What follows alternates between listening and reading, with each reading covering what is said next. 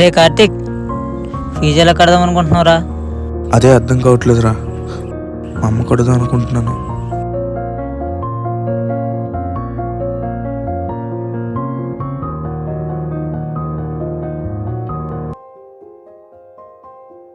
కార్తీక్ కార్తీక్ ప్రసాద్ చెప్పురా. ఏరా కాలేజ్కి రావా? ఇంట్లో పరిస్థితులు బాగాలేదురా, అందుకే కాలేజ్ ఫీజు కట్టడానికి డబ్బులు లేవు. నేను కాలేజ్కి రాలేనురా. అవును, నీకు కూడా కాలేజ్ ఫీజు డబ్బులు లేవు అన్నావు కదా, నువ్వెలా వెళ్తున్నావు? మా ఎదురు ఒక అన్నీ ఉన్నాడురా. నిన్న 5,000 ఇచ్చాను, మార్నింగ్ కల్లా 10,000 చేసి ఇచ్చాడు. తను ఏదో గేమ్లో బెట్టింగ్ వేస్తాడంట, రోజు ఇలాగే సంపాదిస్తాడు. నువ్వు కూడా 5,000 ఇచ్చావు అనుకో, నీకు కూడా 10,000 చేసి ఇస్తాడురా. అమ్మ మెడిసిన్ డబ్బులు ఉన్నాయి కదా, అవి ఇద్దాం.